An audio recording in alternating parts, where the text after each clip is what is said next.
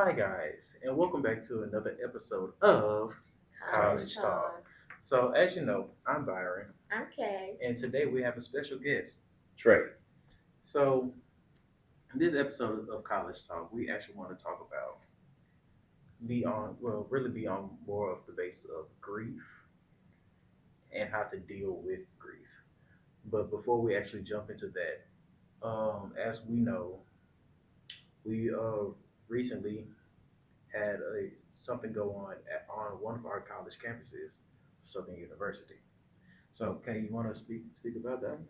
Okay, so basically, we had a threat, well, saying that they were going to kill, like, majority of the black people on a lot of HBCUs, including ours. And thing, surprising to me that it happened on the day of the 9/11, where um, the terrorists and stuff like that came to New York to destroy those two towers, sadly. But what amazed me was the power of God that Mm. it didn't happen. You know, we are safe. We are safe and sound. We are breathing. We're still on this earth. And also, that I would like to talk about grief is the passing of Charlie Kirk. And as Christians, it's up to the new commitment that Jesus has made that we should love one another, regardless of what we do, regardless of the mistakes that we have done. We don't look upon others' mistakes. We look at them as brothers and sisters. So that is something that I would like to top up, like touch on. Yeah. And So, with grief, a lot goes on with grief and loss, because we also have friends, family members that pass on to be with the Lord, but yet there's that moment where we don't know what to do and we trying to get through it. So I want to ask our special guest, how do you deal with grief? Mm, man, it's prayer, prayer. Um, I just lost my mom January 15th, 2025 this year. Um, it was rough at first. It was rough.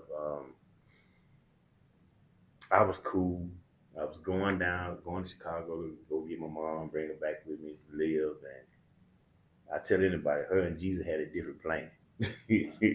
That's a plan that we can't touch. You know. Um, it at the beginning it was rough. I was doing a lot of drinking, a lot of smoking. Um, I was scared to look in the mirror. I was scared to look in the mirror because I knew better. If that make any sense, I knew better. And I finally one day looked in the mirror and was like, "Yeah, this is not you. Your mom would want you to do this." And a lot of people ask me, how did I just come to a complete stop with drinking and smoking? But when you have a mind, a strong mind, and the will of God, it's like, okay, God, I don't want this no more. And I stopped that day.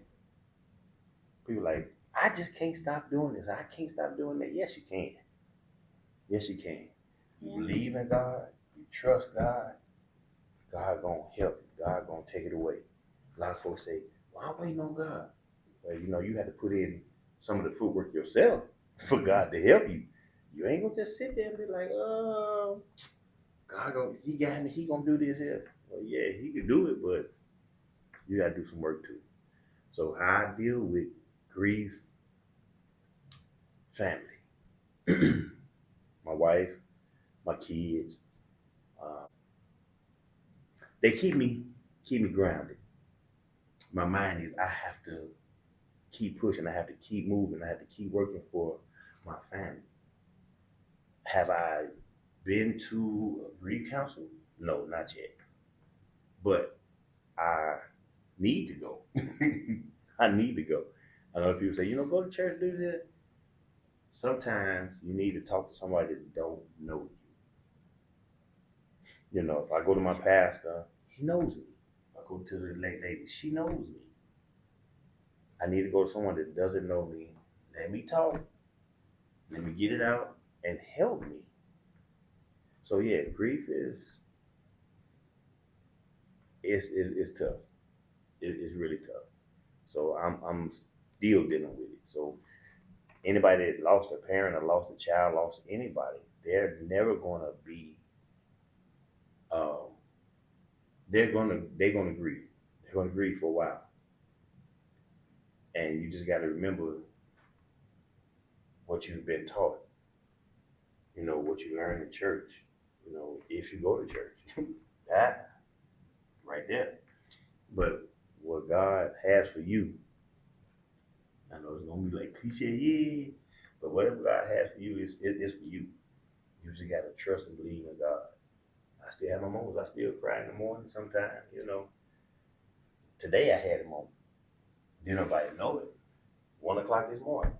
Whew, I just woke up and just like talking to my mom. Just broke down. It's rough, man. It's rough. I'm sorry, y'all. It's okay. Man.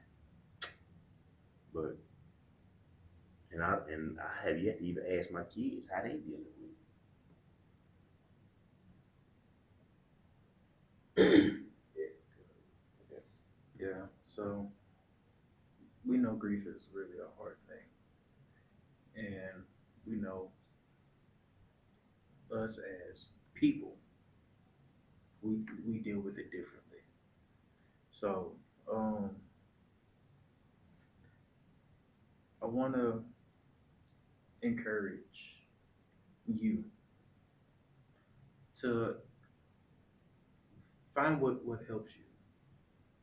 Talk to someone, listen to music, whatever your outlet is, whatever relieves you of anything. Do that. It's gonna help you out in the long run. And like Trey says, like faith without works is dead. It is. So you, like he said, you can say, "Oh, it's up to God. God's got me." But at the end of the day, what are you doing for God to help you? That is true. Like, what are you doing to help yourself? I know that you haven't went to counseling yet, and I love that you are considering it because some people don't want the help. They are so confident that they can go on this life and be like, I'm good, I'm great. But bottling in is like, it's like you're putting a volcano in a bottle, right? And you just putting in more stuff, more emotions, more thoughts in the bottle, right? And next thing you know, you just shake All that pressure. boom. You let it loose. You don't lost control.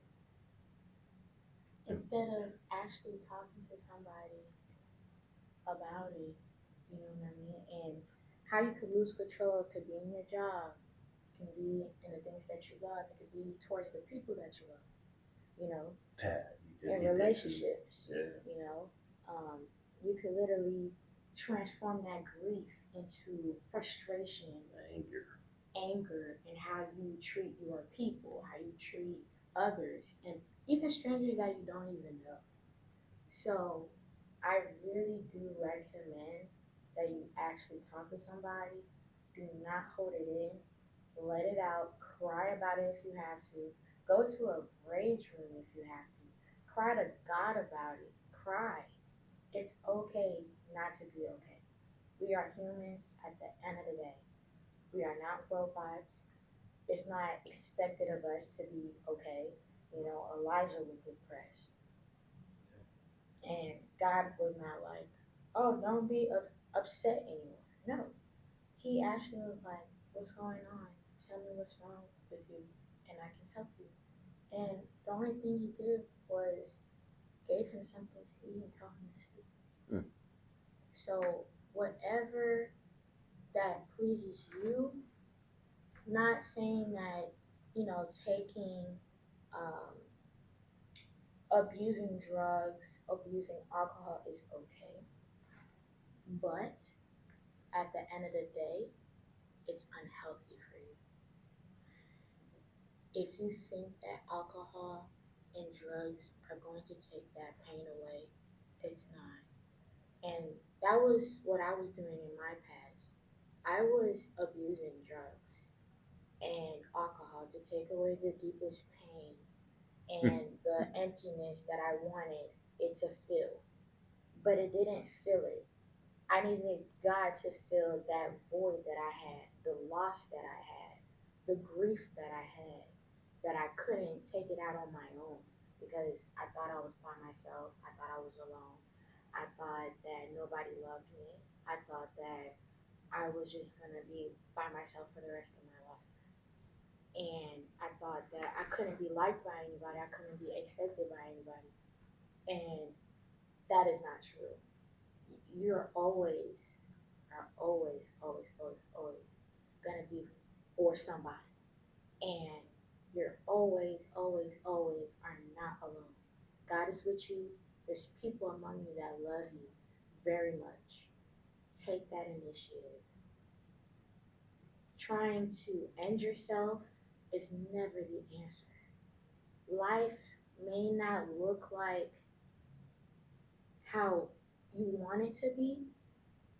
Life may not, you know, grow apples in its all, but at the same time, there's still good memories in life that we will want you to cherish, that God will want you to cherish. Cherish it. Do not take that risk in abusing yourself. Forgive yourself. Grief as long as you like. Do it in the healthiest way as possible. And you will see how you will go in grace and peace and joy, and your life will come. It's not going to be fast. There's steps, there's stages into grief. There are stages into grief. Every grief is different. Like Byron was saying, every grief is different. You could go through angry, then you know what, I'm okay, I'm great. You're still grieving. Grieving never stops until you find that you're okay with losing the person that you lost. I'm gonna say that again. Yeah, for the people in the back. Yeah. For the antidote for grief is to finally accept losing the person that you lost. You being okay that this person is not with you. And you're fine with that, and you're okay with that. And that is the hardest thing to bear, especially losing a parent, especially losing a sibling, or losing someone that you cherish so much. And I appreciate you, Trey, because there's a lot of people that lost so many people and wanted to die on the same day, but you did not take your life because of your grief. Yeah, I was scared my mom was gonna meet me over there. If I would have did that, you know, my mom, ooh, she was a tough cookie, boy. I kid you not.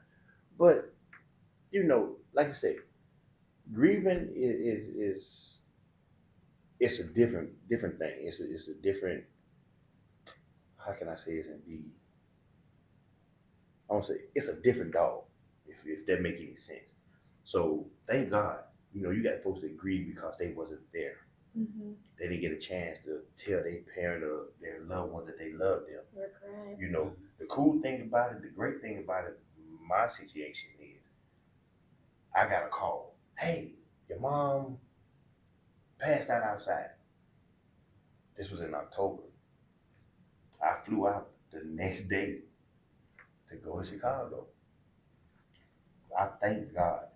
When I tell people, when you ask God for something, be specific with what you ask Him. Because, my God, I had said, God, let me spend the rest of these holidays with my mom. Man, God gave me Halloween. He gave me Halloween, Thanksgiving, Christmas, New Year's, and Martin Luther King's birthday. That's when she passed. So it was like, man, I should have asked for a different way. So in my grieving, y'all, it's so crazy. And you asked me, how did I? The night my mom passed away, I was in between crying, cracking jokes, thinking about the stuff I did for her to whoop me. And I laughed about that because if it wasn't for my mother, I wouldn't be the guy that I am today. I have 5 beautiful kids, 4 beautiful grandkids. And it's so crazy because the grieving was the last thing I said to my mom. And she said it back to me the night she passed. I said, all right, baby, I'm finna cut this light out. I said, you wanna cut the light out? Yeah. I said, all right, cool. I said, I love you. She said, I love you too. That was the last words we said to each other. So I got a chance to sit there and tell her and hear her tell me that she loved me. And when I knew it was getting ready to be, her and God was like, all right, I'm finna bring her home. She said she was trying to call my grandmother. My grandmother had been gone for 20-something years. Now the phone was off the hook. I unplugged the phone so it wouldn't ring and bother her. She tried to call my grandma on the phone. She said, Mama won't answer the phone. What? No, Mama don't know. Don't let her answer right now. Like I said, man, God knew. Hey, she tired. It's time to go ahead and put on his little lapel, rest up there on Jesus. So I was like, I wasn't mad at God at all for that. Yeah. I was not. I was like, well, hey, you gave me my mom for 71 years. She was in her overflow. But they say 70. You only promised 70 years. Yeah, that's true. Mom was in her overflow. She was a year over. But for me to know these things, how she taught me through the scriptures, through going to church, all that went out the window. It was gone. Was I battling depression? Yes. I rarely talked to my kids or my wife. I was in a room at this house because I was too afraid to walk out the door because I know I was going to see her laying there still. So that's when I started drinking. I started smoking weed. I was going through half a gallon every other day. Straight. Wasn't bothering me none. But that's how I was dealing with the depression and the grief. But it was the wrong way. So like I said, if you don't have a strong mind and a strong faith in God, that's going to take you further deep down. But for me to sit there and be like, man, God, I know this is wrong. I'm not going to do it anymore. And I stopped. I said, man, I'm not finna do this no more. But now that my grieving now is, I love going to church. I love my church. I got a church home in Chicago, Holy Zion Missionary Baptist Church, Dr. John T. Gray. I had to give him a shout out.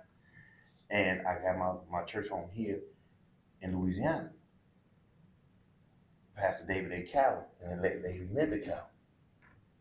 Ever Christian Life Ministries. I love them.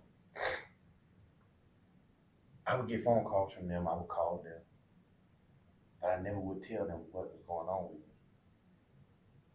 because I didn't want to hear what thus said the Lord. You get it? Yeah. I wanted to hear what Trey was doing. I was fine with that. But when I got back home, got back to church, it was like, wow, I can breathe. I can breathe. I mean, had started breathing there in Chicago, but I started going back to church, staying in church, but I wasn't sleeping. I was always up. And it took my godmother, we call her Reverend Mother, Reverend Mother Marie. She made me come to her house, and I slept for 2 days straight. Did not know I was that tired. But she kept pouring into me what thus said the Lord. And it was like, okay, she breaking stuff down, like she knocking this wall down for me. So it's like, okay, I hear you. And my head was, dummy, you just asked God to take this away from you, give you the right way to go, and here it is right here in your face. She's giving you what you asked for.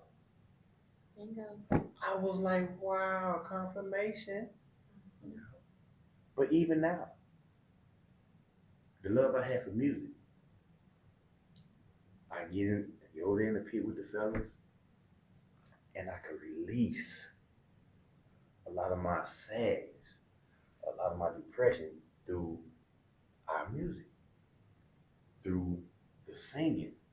I used to just play music and would listen to the words of the song because I knew I just like the beat. Mm-hmm. Now it's like, whoa, I know the true meaning of this now. So my depression and my grief is like, yeah, you're doing good with it, but you still need to talk. We as black men, we as a black culture, us people in general, put it like that. We don't want to go to therapy. We don't want to go to the doctor. We don't want to do nothing that's where we gonna hear what we don't want to hear. Or drink medicine. So I actually called for a grief counselor. Thank you. But I got my appointment set up to go and start talking to him. Yeah. And my doctor, every time I go to my doctor's visit, man, he sit there, he like, well, how's everything going? I tell him. And every visit, I don't care what it is, at the end of the visit, he holds his hands out like this. And he grabbed mine. And this man prays for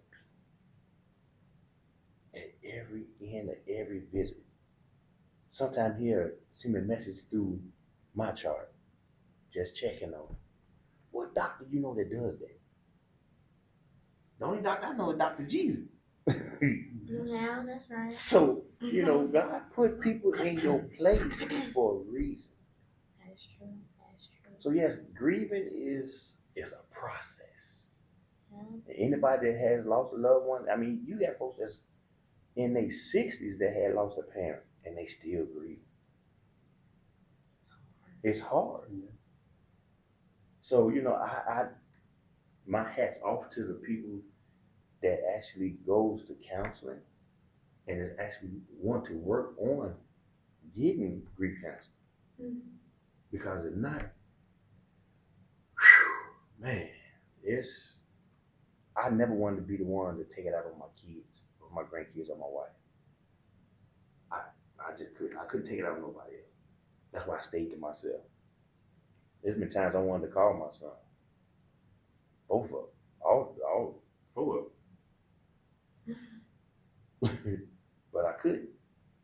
What am I going to say to them? What you need to say? I didn't know what to say to them. Only thing I could tell them is, hey, your grandmother passed away.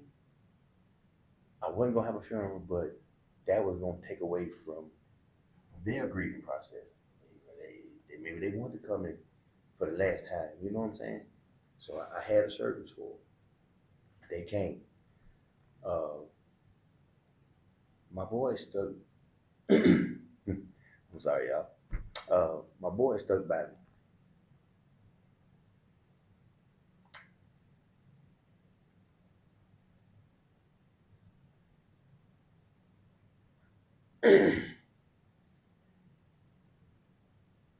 I never thought.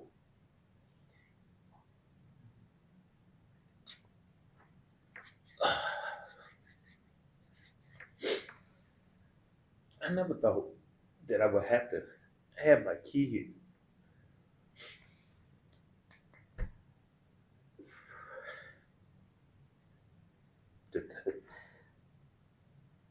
I was supposed to be strong for them, you know, and they wound up being strong for me.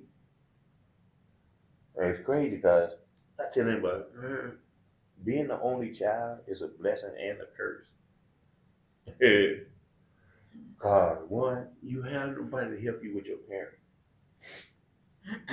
That's true. You have nobody to help you with your parent. But being the only child too, you benefit from it because you don't have nobody to argue with.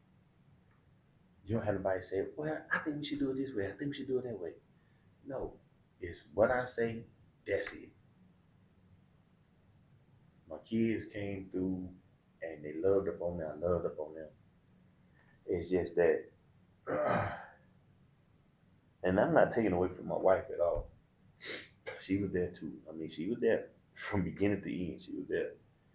But it's just something about that moment with your kids, so they wouldn't grieve the way I did.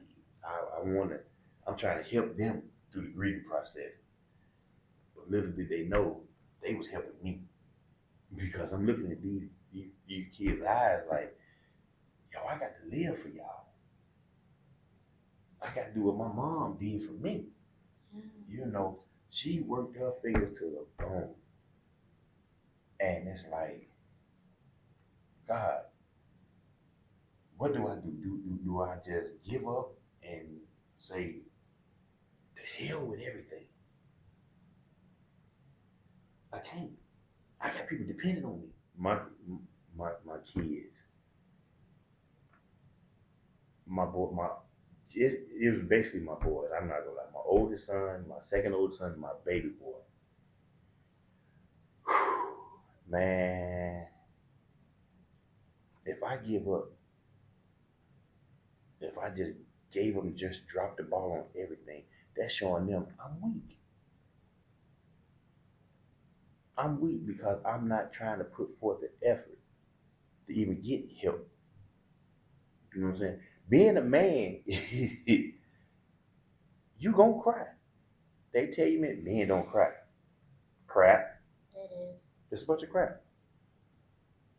Because when you hurt, you're not gonna show it in public, or you're not gonna show it in front of nobody. But deep down, when you get in that room or you get in your car, you gonna boo-hoo back. I ain't like that. I'm not wired like that.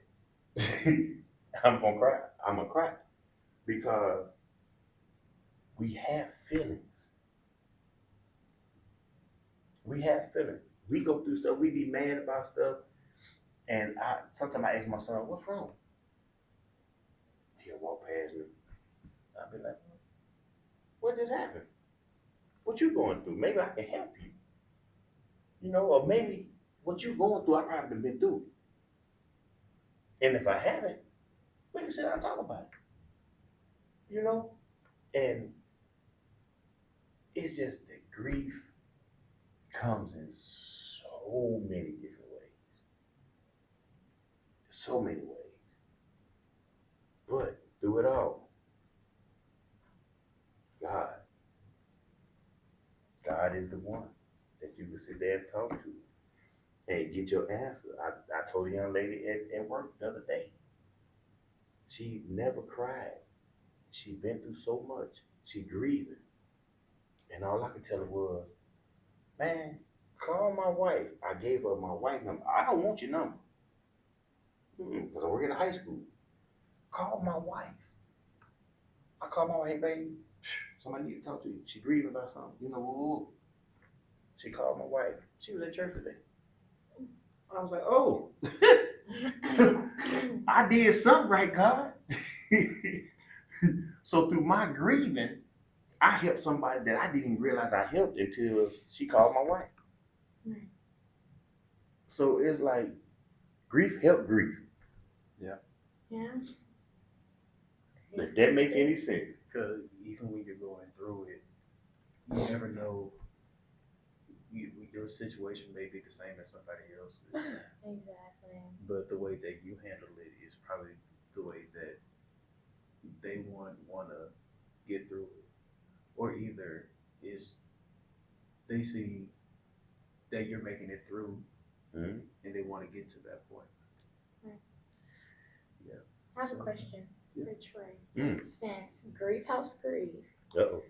I want to know, like, for those who feel like giving up, what would you give an answer to those who just want to that have nothing to live for, have nothing, that lost it all, like lost both parents, or one parent but another parent abandoned them, or both, She hitting my life all the way around, ain't she?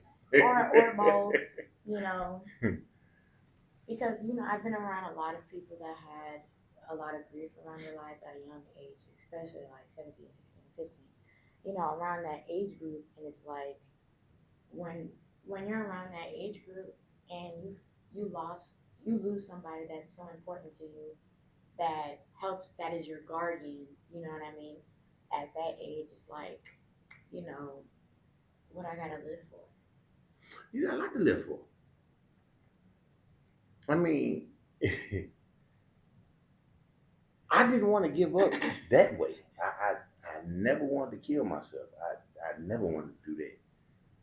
Because you kill yourself, guess where you're going? Not heaven. I don't like to be hot. I don't like to be hot. We don't either. This Louisiana. So, yeah. Louisiana heat already hot. I don't want to be no hotter than what this is. I tried to dress modest, okay?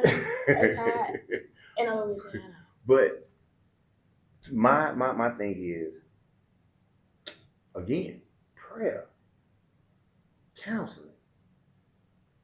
That's it. God, period, right? God, period. I mean, because it's like, man, you got so much to live for. So much. I mean, think about it. If you have kids, you want to live to see your grandkids. You want to live to see your great grandkids. You want to live to see your great grandkids. I want to live to see my great grandkids. You hear me?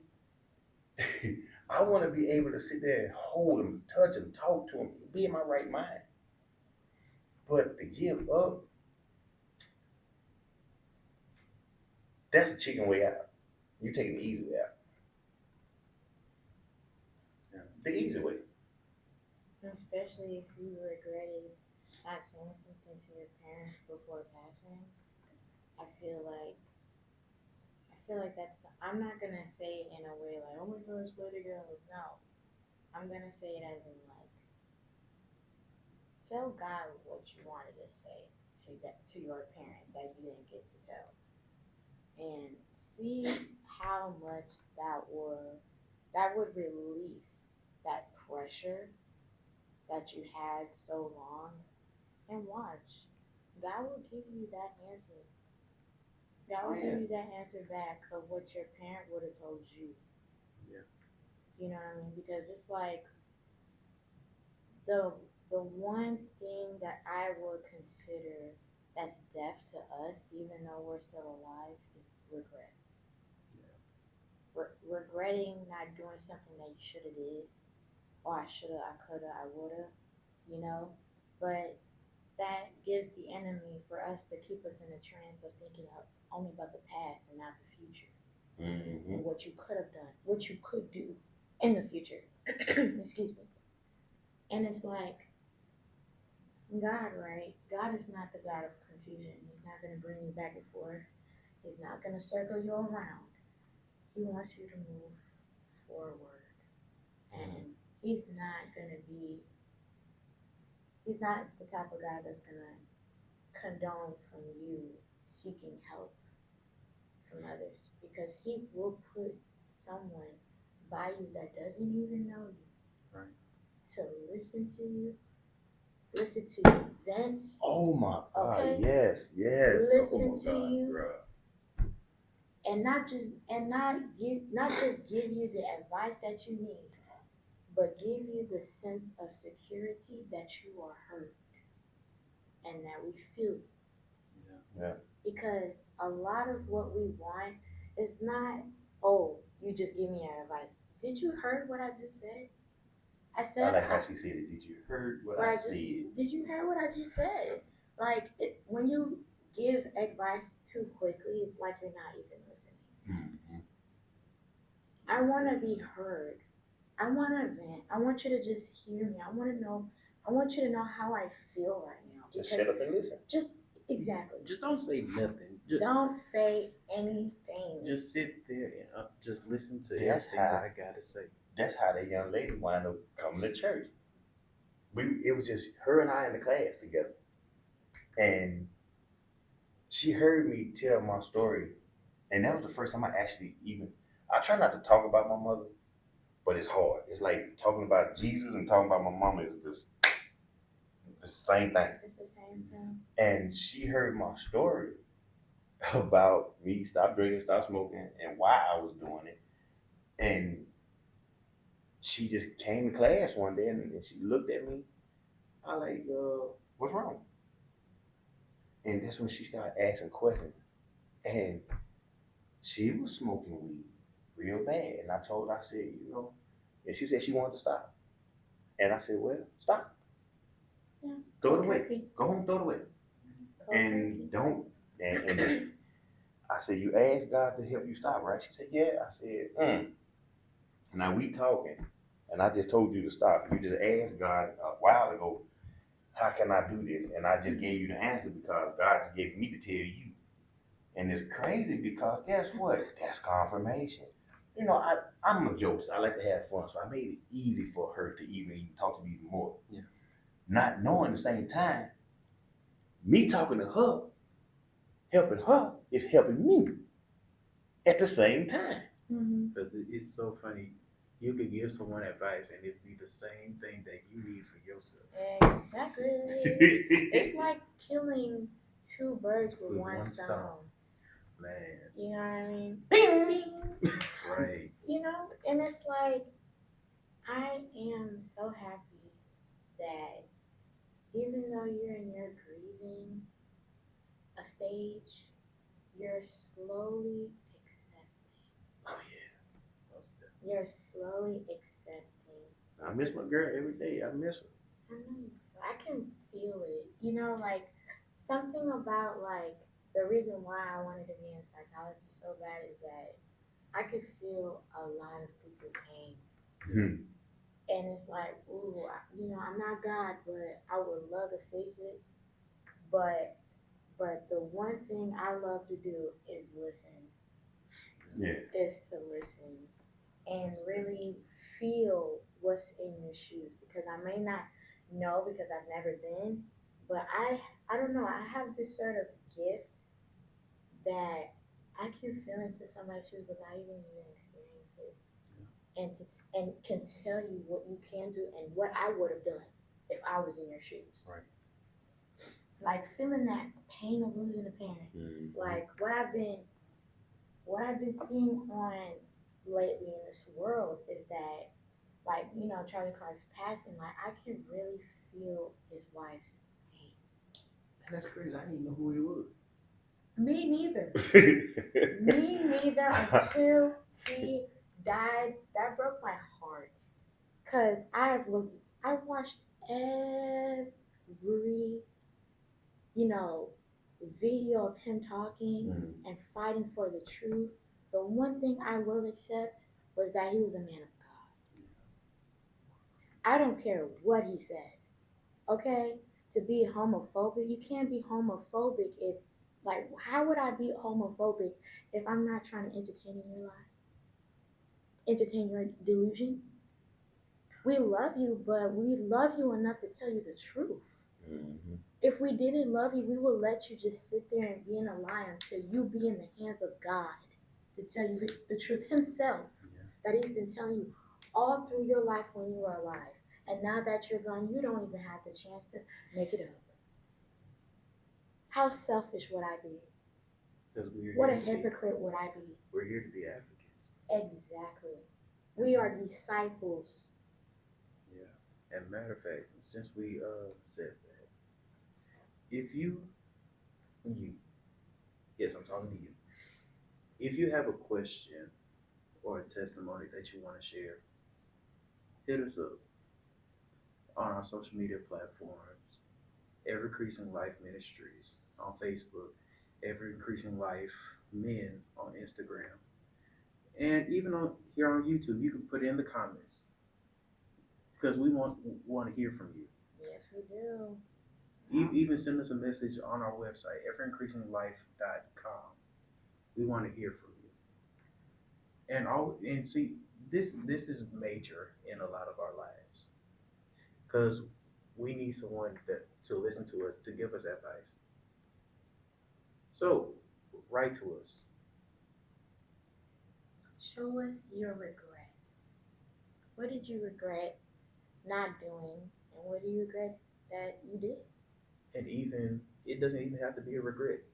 Tell it, give us, ask us a question on what should you do. So we're here to be the hands and feet of Jesus. We want to hear from you. But share, like, and subscribe. We love you guys. We adore you guys to the bottom of our hearts. Like Jesus said, we love you. If we love Him, we keep His commandments. Yeah, because Jesus said, out of all these commandments, the greatest one of them all is to love thy neighbor as thyself. So we're here to love you as He loved us. So until next time, we thank you for joining us at College Talk. See you soon.